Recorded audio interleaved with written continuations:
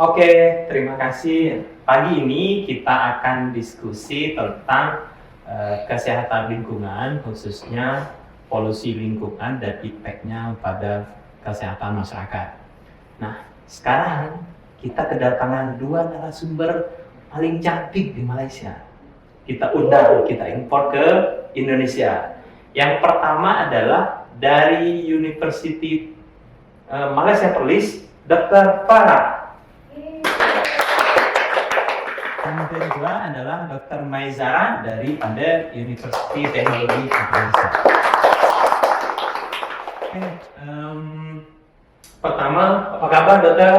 Ya baik, alhamdulillah. Alhamdulillah. So, bila sampai di Indonesia? Sebetulnya sampai sudah beberapa hari. Hari Ahad lepas. Sampai ke sini. Daripada Perlis direct ke Indonesia. Perlis ke Penang, Penang ke Surabaya. Kalau saya daripada Johor, Johor Bahru terus ke Surabaya. Johor Perlis jauh tak? Ya jauh juga. Bagi orang Malaysia jauh tak? Utara dan selatan. Utara ke Saya di selatan.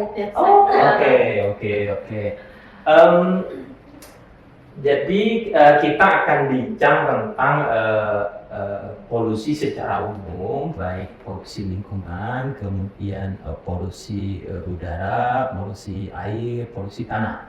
Sebab kita ada di Public Health, Department of Public Health, kita ingin tahu pandangan daripada expert environmental terkait ada tak impactnya polusi lingkungan pada kesehatan. Sebab kita alasan pada itu. So mungkin saya mulai dari Dr. Farah di UNIMEP sebagai apa ininya dan apa aktiviti di UNIMEP? Pertama kali saya ucapkan ribuan terima kasih kepada Dr. dan Unisa kerana telah menjemput saya ke sini. Sedikit tentang saya di UNIMED sekarang di bahasa Indonesia dosen. Dosen. Bahasa Melayunya pensyarah. Dan saya bertugas di Fakulti of Civil Engineering and Technologies of University Malaysia Perlis di utara Malaysia, iaitu di sempadan Malaysia dan Thailand. Jadi bidang saya pengkhususannya ialah bidang microbiology. Itu kita panggil apa sini? Bakteri ya, microbakteri semua itulah. Dan selanjutnya ketika sarjana saya teruskan pengajian ke bidang environmental biotechnology. Dan seterusnya di peringkat PhD itu saya lanjutkan ke environmental engineering, pengkhususan wastewater engineering, dan kini saya dosen di dalam bidang environmental engineering. Dan bidang public health juga termasuk di dalam subjek dalam pengkhususan environmental engineering. Jadi tugasannya adalah dosen, merangkumi research dan juga pengajaran. Kalau Dr. Maizara? Terima kasih juga Dr. Syafi dan Unisa kerana sudi menjemput saya dan Dr. Farah kemari. Dan sebagai pengenalan, saya bertugas sebagai research officer di Malaysia, tapi dikenali sebagai pegawai penyelidik di Universiti Teknologi Malaysia. Dan sebenarnya saya punya bidang adalah ketika di S1 ialah chemical engineering, and then saya sambung pengajian di S2 pada bahagian environmental engineering. And then untuk S3 saya adalah chemical engineering juga, pengkhususan wastewater treatment. Untuk informasi, kita satu university ya, S3-nya daripada UTM, University Teknologi Malaysia. Di sini ada UTM juga. Tapi M-nya mati guna. Teknologinya sama. Universitas Trunojoyo, Madura. Tapi sebenarnya UTM, makanya kalau di kita perkenalkan S3 di mana? Di UTM. Bangkalan ya, di Madura. UTM-nya di Malaysia.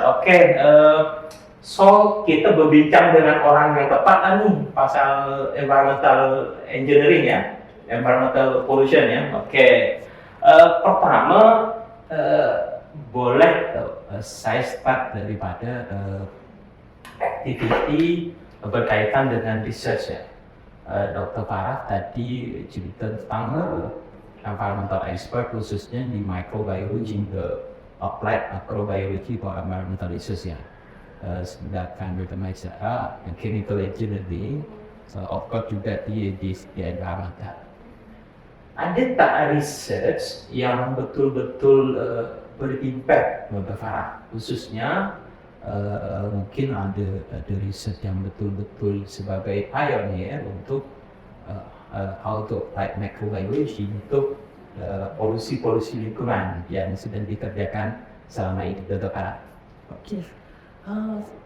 Untuk bidang environmental pollution, ada beberapa research yang pernah dibuat oleh saya lah. Tapi semuanya khusus dalam pemeliharaan lingkungan. Sama ada air atau tanah. Kerana udara tu bukan bidang keutamaan saya. Jadi saya fokusnya dan apply microbiology ke dalam bidang pengurusan air dan juga tanah. Jadi di dalam penyelidikan saya itu melibatkan contohnya isolasi, pencirian dan juga mengidentifikasi DNA-nya bakteri. Ya, bakteri itu ada banyak jenis kan.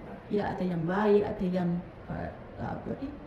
ada yang patogenik kepada kita yang boleh menyebabkan penyakit kepada kita. Yang di mana rata-ratanya berasal dari sama ada tanah atau air. Jadi tugas saya itu banyak kepada mencari apa patogeniknya dan juga adakah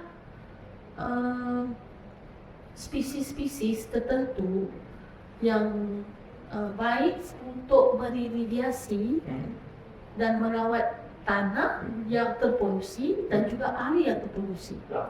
Jadi kalau di kebanyakannya researchnya kita mengenal pasti spesies yang tepat bakterianya itu. Jika untuk perawatan air, contoh saya bagi contoh ya, kalau air sumber air yang telah terpolusi dengan minyak diesel contohnya, ada tumpahan gitu ya. Jadi sampel air itu kita boleh ambil bawa ke makmal dan kita cari, kita isolasi dan mencari pencirian bakterinya. Dapatkan bakteri yang boleh hidup dalam keadaan air bercampur dengan minyak diesel dan kita kenal pasti dan juga diberi nutrien yang mencukupi untuk support pertumbuhan bakteri itu. Dan akhirnya kita lihat potensi bakteri itu sama ada dia mampu ke tidak untuk memecahkan minyak diesel itu. Nah, minyak diesel itu adalah punca pencemarannya kan, jika ada tumpahan diesel. Jadi tugas bakteri itu adalah dia boleh memecahkan rantaian carbon chain itu. Jadi bahasa mudahnya untuk difahami ialah bakteri itu macam makan lah ya, makan minyak itu. Dan secara langsungnya minyak itu akan terurai. Jadi bidang ini dikenali sebagai environmental bioremediation using bacterial strains, bacterial species. Jadi itu satu contoh lah. Jadi kalau tak disenaraikan research itu ada beberapa lagi yang memberi impact itu seperti itu. Ada juga yang lainnya yang memang khusus kepada remediasi. Kalau Dr. Maizana? Kalau saya lebih kepada engineering punya part kan. Bila engineering ni kita tahu kita mengaplikasi, kita aplikasi apa yang telah ada. Macam saya ada beberapa penyelidikan untuk salah satunya adalah untuk rawatan air daripada air yang tercemar. Contohnya kalau daripada groundwater ataupun air sungai yang menggunakan, kalau dahulu saya buat more to membrane technology. So apabila kita cakap pasal heavy metals, micropollutants, spesiesnya sangat kecil kan. Jadi membran yang digunakan haruslah yang betul paling kecil Okey. saiznya, iaitu RO dan reverse osmosis. Dan reverse osmosis itu memerlukan high pressure. Ya. Tapi apa yang saya buat untuk saya punya penyelidikan sebelum ini adalah low pressure reverse osmosis membrane. Okey. Iaitu dia menggunakan lebih energi yang kurang dan costnya juga kurang. Dan di samping itu saya juga meneruskan juga saya punya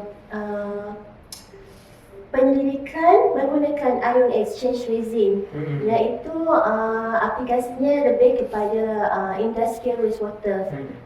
Jadi apa yang saya cuba buat adalah dilihat daripada segi faktor-faktor yang boleh membantu pengguna air resin tersebut dan juga membran tersebut untuk remove the pollutants dengan dalam keadaan yang paling optimum. Okey.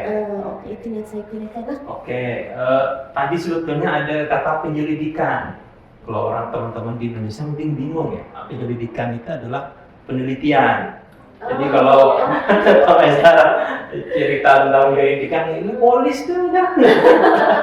Coba di Indonesia itu adalah polisi ya. Sebabkan saya pegawai penyelidik. Oh, iya. Saya bukan polis ya. Oke, terima kasih. Kita lanjut ke polusi lingkungan itu kan berbahaya untuk kesehatan. Contohnya adalah ada banyak sekali research tentang organic pollution, kemudian kaitannya dengan cancer dan sebagainya. Tetapi ianya adalah bukan short term effect. Betul. Dia adalah long term effect. Oke, orang tidak peduli dengan air kotor dan sebagainya. Enggak akan mati. Kalau orang Indonesia dikasih tahu yang tidak langsung mati, berani. Contoh misalnya, jangan minum air kotor, enggak apa-apa, enggak mati besok. Tapi kalau jangan main ke tengah jalan ditabrak mobil, baru gitu. Apalagi orang-orang kampung, jadi dia tak takut karena langsung mati. So maknanya oke, nah itu kan apa pandangan Dr. Farah berkaitan dengan pollution tertentu, atau ada tak pengalaman research atau kejadian-kejadian yang pernah dijumpa, misalnya kalau tak silap dulu kan UTF itu ada project di satu negara luar ya, tentang Di Kamboja. ya di Kamboja, tapi ke asli. Nah itu mungkin boleh cerita tak satu case yang supaya teman-teman atau masyarakat di Indonesia nih betul-betul bahaya nih gitu, tapi memang jangka panjang tuh. Silakan mungkin Dr. Farah dulu. Gitu. Macam contoh saya berkenaan dengan arsenik. Sebenarnya saya punya salah satu projek saya berkaitan dengan reverse osmosis membrane, low pressure reverse osmosis membrane. Dia nak untuk remove arsenik. Datangnya adalah daripada salah satu sumber air di Tasik Biru Sarawak. Which is air di Tasik Biru tersebut mengandungi high concentration of arsenic. So kita tahu sebelum ni yang apa saja air yang kita gunakan yang kita tak nampak, yang airnya bersih jernih, boleh digunakan, orang akan boleh pakai, boleh minum, boleh mandi, boleh basuh baju apa semua, dan kesannya itu sama saja dengan air-air yang ada. Tapi apa yang berlaku, salah satu contoh di center saya yang pernah buat penelitian di Kamboja, groundwater yang digunakan oleh mereka itu mengandungi high concentration of arsenic. So dalam tempoh 10 tahun di kampung tersebut mereka telah mengalami macam-macam efek. Salah satunya menyebabkan kematian disebabkan arsenic. So that's why kita kena orang kata macam beri kesedaran kepada orang-orang di sekitar tentang pentingnya air bersih. Bukan air bersih itu air yang jernih. Air bersih itu adalah daripada segi kandungannya. So itulah yang saya boleh kongsikan daripada kami punya part of penelitian. So 10 tahun ya? 10 tahun. 10 tahun. Cepat juga ya. Dia ikut kepada immunity seseorang tu, right? Betul. Oh, kalau Dr. Tara ada pengalaman atau menjumpai kes-kes itu di masyarakat? Ya, saya ambil contoh di tempat saya lah. Seperti UniMap itu dikelilingi oleh sawah padi. Dan negeri itu dikira negeri Jelawang Bani lah. Penghasilnya beras di Indonesia, termasuk negeri Kedah. Jadi di situ polusi yang paling memberi, yang saya boleh katakan signifikan ya, iaitu pesticide. Pesticide, racun ya, racun serangga, racun serangga terbagi beberapa jenis juga, sama ada insecticide atau pesticide secara general. Tapi ada satu yang berkaitan, yang saya buat penelitian adalah betadine. Betadine itu adalah racun khusus untuk siput. Iya. Kocong. Kencong. Iya, kecocong ya. Bahasa Indonesia itu kecocong. Indonesia ditemani siput. Siput. Iya, siput. Ini kecil-kecil. Ada kecil, ada besar. Tapi ada yang makan dulu. Itu dikenali sebagai siput sedut. Oh iya betul. Kalau di South Wadi itu ada siput gondang emas. Siput itu sebenarnya adalah invasif, bersifat invasif, dan juga dia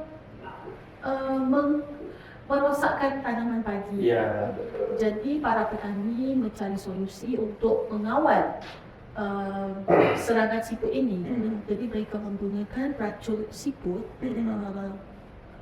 yang famous itu betadine, kandungannya betadine yang khusus untuk membunuh siput. Tapi malangnya indirectly dia bukan saja membunuh siput, tapi juga efek aquatic life yang lain. Dan sebagainya di dalam air.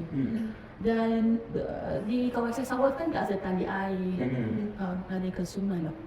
Jadi penduduk sekitar itu aktivitasnya memancing, makan ikan kan. Itu makan ikan. Jadi penyelidikan yang saya telah buat ialah saya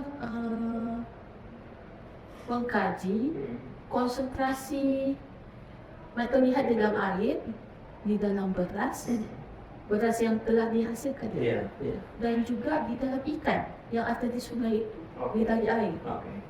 Jadi sampel ikan diambil, air sungai tali airnya diuji, didapati bahawa air sungai itu mengandungi konsentrasi yang tidak terlalu tinggi untuk betadine itu, tapi bergantung pada musim. Musim dimasukkan air itu mengairi ya. Pengairan itu konsentrasinya agak kurang. Kadang-kadang diluted. Semasa musim yang agak kering itu konsentrasinya agak. Tetapi menariknya apa yang dijumpai ialah konsentrasi betadine itu didapati tertumpuk di dalam ikan. Dan ikan yang khusus itu iaitu ikan Anabas castulinus, atau dikenali sebagai ikan puyuh di Malaysia. Ikan puyuh itu enak kalau buat pekasam. Pekasam itu macam ikan Wadi ikan di sini. wadi ya. Macam wadi. Dia masin. Ikan masin. Saya ikan asin lah lebih. Ikan puyuh, saya tahunya telur puyuh. Ikan puyuh itu banyak di South. Jadi sampel ikannya diambil hingga musim orang beracun ya. Kita mau tengok konsentrasinya di dalam ikan. Dan tu bila diambil itu, setelah diuji ikan itu di proteinnya, dilihat behavior ikan itu di dalam konsentrasi tertentu, kita beri konsentrasi meningkat dari rendah hingga ke konsentrasi yang tinggi, melihat ketahanan ikan itu. Berapa yang dia boleh survive? Ternyata dia boleh survive pada konsentrasi 150 ml. Masih boleh hidup dia. Masih boleh hidup dia. Nah, ikan ini memang survival dia tinggi. Jadi itu tahap yang dia mati terus. Tapi bawah pada tu dia boleh hidup. seperti biasa. Cuma dia ada sedikit adaptability yang kita boleh lihat secara fizikal. Iaitu perubahan warna pada ikan itu daripada gelap ke cerah. Dia hidup, masih hidup. Jadi bila kita masukkan dia ke konsentrasi itu, jadi warna dia berubah sikit dan behavior dia juga berubah sikit, sama ada dia bisa berhibernasi ataupun dia aktif. Ya, kalau konsentrasi tinggi dia agak berhibernasi. Nah, setelah itu kita dibelah ikannya dan diuji kandungan terlihat di dalam otak dan juga di dalam hati ikan itu. Dengan taanlah dan agak tinggi berbanding dengan bahagian-bahagian lain. Pada ikan tu ambil di isinya, di siripnya. Jadi itu bermaksud racun itu boleh tertumpuk sama ada di otak ataupun di hatinya. Jadi makanya kalau dikaitkan ini dengan Al-Quran, yang di Al-Fatihah maka kepala ikan. Jadi ada sebabnya. Dan dari situ saya macam terfikir, oh ini maksudnya. Jadi itu penemuan yang saya pernah buat. Metaldehyde itu dia temperature sensitif tak? Contoh lah, enggak begitu buat dia. Iya, digoreng habis. So nanti kalau kita ini sebab kita akan continue pada perbincangan yang berikutnya adalah terkait dengan community services, kaitan dengan masyarakat. So nanti kita kena buat program untuk meningkatkan kesadaran masyarakat. Contoh lah di masyarakat, tapi saya nggak yakin masyarakat paham tentang karakteristik misalnya Pada sini tu, apabila penduduk tidak takut letakkan mandikat tu boleh berbentuk dalam ikan, dipancingkan ikan, dimakan, dimakan. Ya betul, tetapi masyarakat yang tadi nggak bahaya, digoreng saja, digoreng ini dah hilang apa Sudah digulai. Jadi macam mana mau menyampaikan informasi itu supaya mereka percaya dan sedar. Kerana di makmal itu kan lain, di laboratorium itu itu kuantitatif ya. Tapi kita harus translatekan pertemuan itu dengan memberi kesedaran kepada orang sekitar. Mungkin untuk short term boleh lah, tapi untuk panjang long term effect itu ada. Kerana di sungai itu jika musim merancun itu mati ikannya. Bermaksud konsentrasinya tinggi, lebih daripada 150. Iya, ya, itu yang kita boleh lihat. Tapi kalau konsentrasinya rendah, tapi apabila ditarik doktor, pasti ada efek-efek lain. Tapi pada dia itu ternyata memang ada efek kepada manusia. Ada petani yang meracun tanpa menggunakan mask. Meracunkan nanti masuk ke disedut ke paru-paru kan. Jadi ada yang petani itu dapat penyakit, ada yang dapat penyakit itu kanser paru-paru, bagian yang berpanjangan, asma, kesusahan untuk bernafas. Itulah long term effect itu kita tak nampak dan kita tidak boleh jangka. Iya betul, Jadi teman-teman dapat informasi yang bagus ya. Jadi pengaruh metaldehyde salah satunya di kita itu penggunaan pestisida itu sebetulnya masif sekali, khususnya di petani. Mereka tidak paham terkait itu. Ya sudah, yang penting kalau ada misalnya hama, kita sebutnya hama ya, dipakai aja obat apa saja, satu gampang ditambah lagi katakan berkalkulasi di akhir dan sebagainya. Ada tak pengalaman untuk campaign awareness itu ke masyarakat? Ada tak? Iya, khusus in general, boleh metaldehyde, boleh apa-apa yang pernah dibuat oleh teman-teman Unimed khususnya atau dengan Dr. Pak. Untuk kemasyarakatan ini kita orang kata apa yang pepatahnya di Malaysia tu bertelur bulu dia dari lubuknya. Bertelur bulu. Betul ya kan, bertelur bulu dia dari lubuknya. Maksudnya jika kita tak mendidik, kita nak mendidik orang, mendidik orang itu tua itu sudah susah kan kerana telah menjadi bulu. Mau dengar tidak kak? Iya. Dengar dan percaya. Hidup lagi kami. Jadi mereka sudah dah dewasa kan, dah ada pemikiran sendiri, dah pendapat sendiri. Jadi susah untuk dididik lagi. Jadi untuk beri awareness itu agak dicabar. Hanya terfokus untuk golongan seperti pelajar tua itu okey. Untuk workshop ataupun aktiviti yang berilmiah itu okey. Tapi bagaimana dengan publik lain yang tidak berada di dalam institusi pendidikan? Jadi caranya ialah kita target ke generasi lebih muda. Yang paling muda. Jadi anak-anak ini akan menjadi generasi bina pada kita. Jadi awareness itu kita target kepada anak-anak kecil, generasi muda.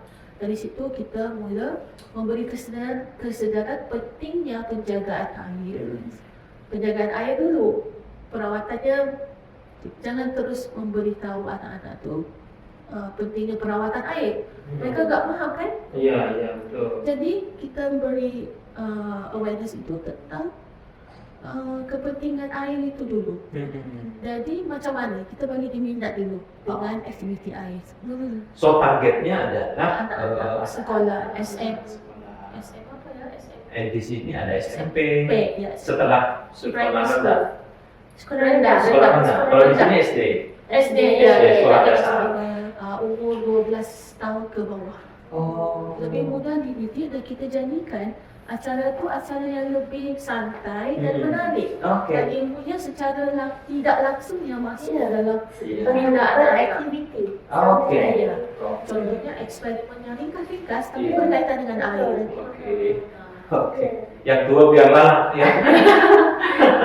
Apa yang kami buat kalau di UPM, macam saya sekarang ni ada satu projek berkenaan dengan CSR. CSR is permas juga pengabdian pada masyarakat adalah kita memberi kepada masyarakat supply clean water supply. Air bersih yang tertumpu kepada kawasan-kawasan pedalaman especially di Kalimantan, di Sabah dan Sarawak. Sebagai contoh, sebelum ni saya dah pernah pergi ke Sarawak untuk kajian tinjauan dan juga perkongsian ilmu di sana. Kami target memang sebagian para cakap itu kanak-kanak sekolah di SD di sekolah rendah itu kami buat adalah orang kata macam satu aktiviti. Macam bercerita tentang kepentingan air, tentang air bersih. Kami tunjuk contoh ini air apa, dan apa yang dia tahu, apa yang air digunakan di rumah, apa semua kan. Lepas tu dalam masa yang sama kami juga menyampaikan kandungan dalam air tersebut. Dan dalam masa yang sama kami juga ada sesi interview session dengan pelajar-pelajar SD yang kalau di Malaysia itu dipanggil elementary. Macam umur 10 tahun ke atas, 10, 11, 12 tahun. Dan kanak-kanak dalam umur berikut mereka boleh menerima dan boleh menceritakan kembali. Itu targetnya, kami bercerita kepada mereka dan mereka pulang ke rumah bercerita pula kepada keluarga, kepada ibu ayah tentang UPM datang buat aktiviti ni, cek air ni, tunjuk air ni dan pentingnya air. Di sekolah juga ada clean water supply daripada teknologi yang dibawa daripada UPM. Jadi itu yang kami ceritakan. Kami cerita macam mana alat itu beroperasi, bagaimana daripada air yang kuning yang tidak jernih jadi air yang bersih putih selain daripada kita masak kan. Kita bercerita tentang itu. Jadi dari situ kami rasa itu sahaja yang boleh yang boleh membantu untuk kita meneruskan perkongsian ilmu itu kepada masyarakat. Selain daripada kita direct terus kepada masyarakat komuniti yang sedia ada. Okey. Menarik ya perbincangan kita ya. Terima kasih. Ini lanjut ke alhamdulillah prodi kami Kesmas itu baru akreditasi dan Alhamdulillah. alhamdulillah unggul. So salah satu yang kami tawarkan mungkin ke depan mahasiswi kami mungkin kita boleh kolaborasi dalam bentuk oke lah community service tadi kita join nanti ada sedikit mungkin bagus juga kalau ada program semacam sandwich program. So mungkin mahasiswa kami di Kesmas atau mahasiswa baru nih mungkin yang akan masuk Kesmas bisa sandwich loh ke negara-negara bisa Malaysia. Artinya mungkin kalau satu pengajar kita dalam 8 semester mungkin 4 semester di USA, 4 semester lagi di Malaysia misalnya. So dia dapat 2 sertifikat dari dirinya kan. So sandwich program. Nah itu kami berharap mahasiswa-mahasiswa yang masih SMA apa semua nanti akan jadi mahasiswa di program studi kami. Kemudian ide-ide menarik seperti sandwich ini kan kita bisa lakukan. So memungkinkan tidak kira-kira kita kolaborasi gitu dengan UNIMES, UNGF dan sebagainya. Ya, saat ini kita bisa prepare ya supaya mahasiswa dalam waktu dekat kan memang kami ingin berkunjung lagi ke UNIMED, kemudian ke UTM selalu saya rindukan. Lagi kami dekat kan? Iya, sekarang sudah Sudah. ini. So, maksudnya kita bisa service dengan calon UTM salah satu good university lah di Malaysia. So, artinya kalau mahasiswa kami bisa sandwich di sana dapat pengalaman, dapat ilmu di sana. Pasti lebih bagus gitu kira-kira ya. Terus Surabaya ke Penang, ke Surabaya ke UTM. Kalau di waktu tertentu itu masa Iya, betul. nggak tahu ya dulu itu saya pernah ya 200.000, 300.000 itu kita ringgit ya 80, 100 ringgit yang lebih lah. Dulu ada kawan tiap bulan balik Indonesia sebab murah kan ya. So oke ya kita prepare kolaborasi itu ya. So Mungkin kita boleh continue urusan UTM untuk MOU. oh iya, sebab kita in progress.